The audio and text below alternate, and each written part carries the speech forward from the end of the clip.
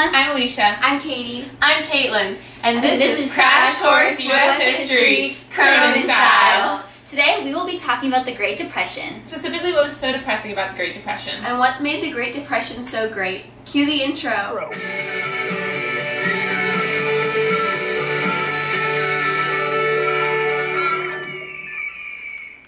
So what caused the Great Depression? The stock market crash. That's true, but there was a lot more to it than that. Be careful not to mix correlation with causation. Yeah, other causes of the Great Depression included poor economic diversification and overproduction. Basically, the country had trouble adjusting from a wartime economy in World War I to a peacetime economy.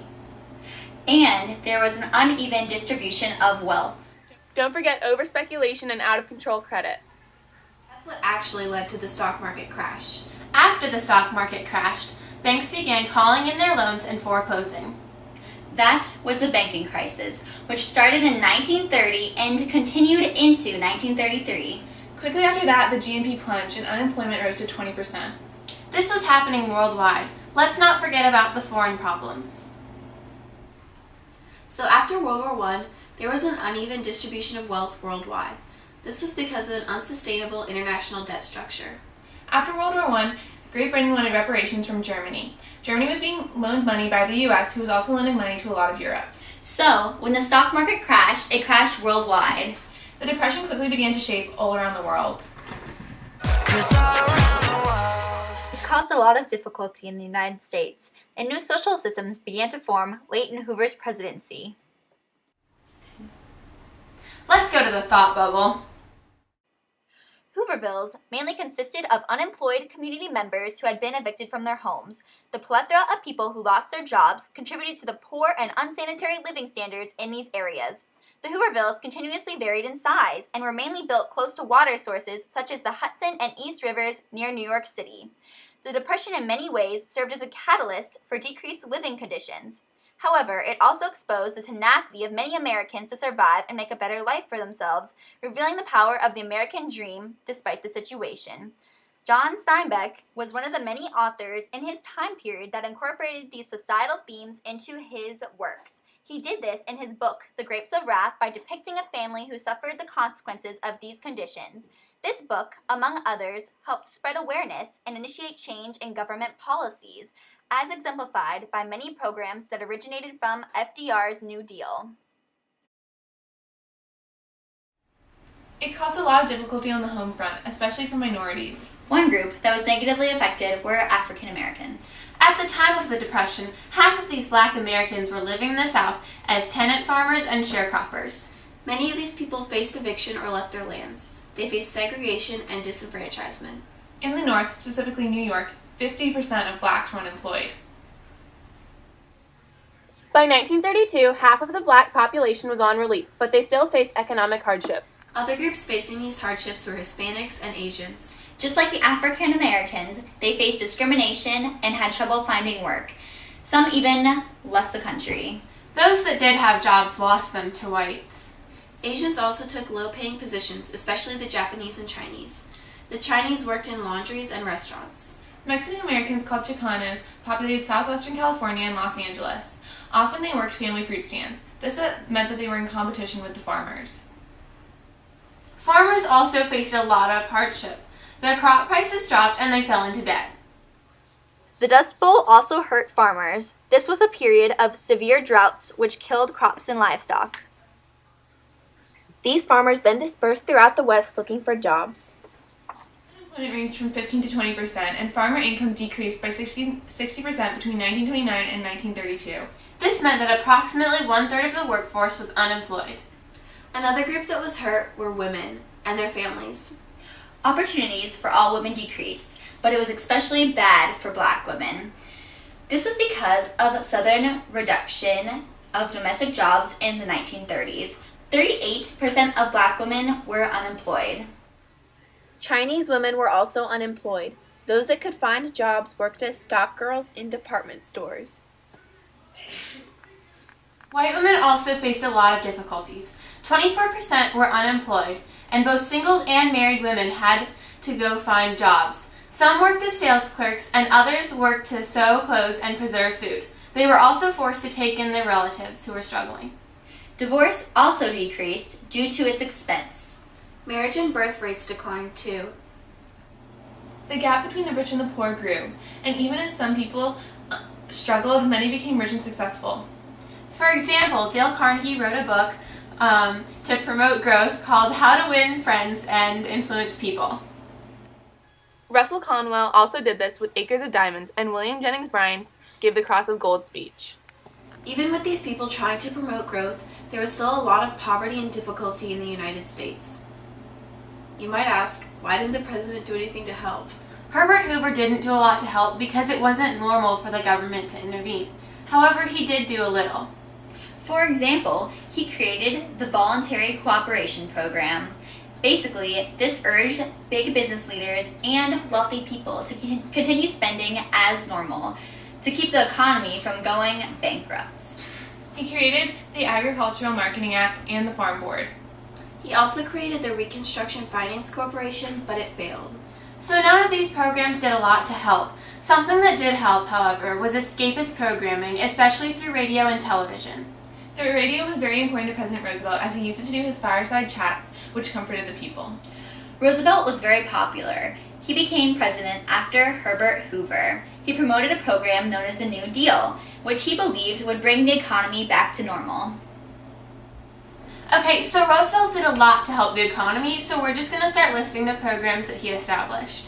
The Bank Holiday, the Emergency Banking Act, the Economy Act, the Glass-Steagall Act, and the SEC. Agricultural Adjustment Act, NRA, TBA, FERA, and CCC. Let's explain these a little more. The banking holiday was a time when Roosevelt closed the banks to discuss reform. The Emergency Banking Act protected large banks, and the Glass-Steagall Act ensured bank deposits through the FDIC. The SEC helped police the stock market. The Economy Act cut government spending and government pensions, and the AAA told farmers how much to make. Additionally, it paid them subsidies for excess. The NRA established a blanket code, abolished child labor, set a minimum wage and a maximum work week. The TVA established the Muscle Shoals Dam, and the FERA provided cash grants to prop up the relief companies. The CCC created camps around the country for young and unemployed men to work on projects in nature. Also, the Rural Electrification Administration provided electricity for rural farmers. Even with all of these successes, Roosevelt faced a lot of opposition. Francis Townsend, Father Charles Coughlin, and Huey Long all opposed Roosevelt and had ideas of their own. So, after all the success and opposition, Roosevelt began to cut back on reform. This led to the Roosevelt recession, which angered many Americans. So Roosevelt began a second New Deal. It included a Holding Company Act and the National Labor Relations Board. He also established the Social Security Act, which gave monthly federal assistance to elderly people. Additionally, he created the WPA, which provided work relief to the unemployed. Roosevelt did a lot to help, but it would take more than the New Deal to pull the country out of the Depression. It's time for the mystery documents. The rules are simple. I read the mystery document, I guess it right, I get to pelt my lovely crew with water balloons. I guess it wrong, they pelt me with water balloons. Our greatest primary task is to put people to work. This is no unsolvable problem if we face it wisely and outrageously. It can be accomplished in part by direct recruiting by the government itself, treating the task as we would treat the emergency of war, but at the same time, through this employment, accomplishing greatly needed projects to stimulate and reorganize the use of our natural resources. Hand in hand with this, we must frankly recognize the overbalance of population in our industrial centers and, by engaging on a national scale and redistribution, endeavor to provide a better use of the land for those best fitted for the land. The task can be helped by definite efforts to raise the values of agricultural products, and with this, the power to purchase the output of our cities. Alright, so I know that there were 3 people who had ideas that differed from Roosevelt's, and those people were Father Coughlin, Huey Long, and Townsend. So I know it's one of those 3. And I'm gonna go with Townsend. Go. Okay, unfortunately, Unfortunately, I've been informed that the correct answer was Franklin Delano Roosevelt. So. I say that I'ma ride for my, most likely I'ma die for my. I've been grinding outside all day with my, and I ain't going in unless I'm with my hitters, my hitter, my hitter, my hitter, my hitters. It was Roosevelt's second inaugural address. Roosevelt's second inaugural address.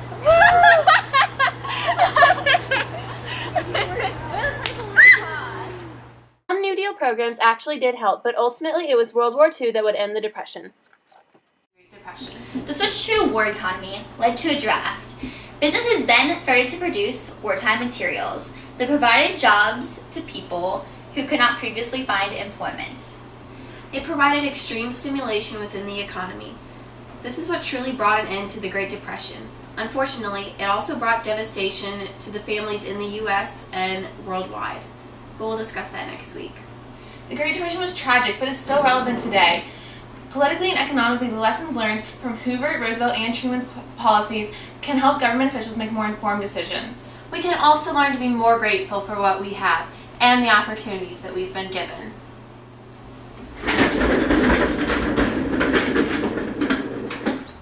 This has been Dana, Alicia, Katie, and Caitlin with Crash Course Cronin Style.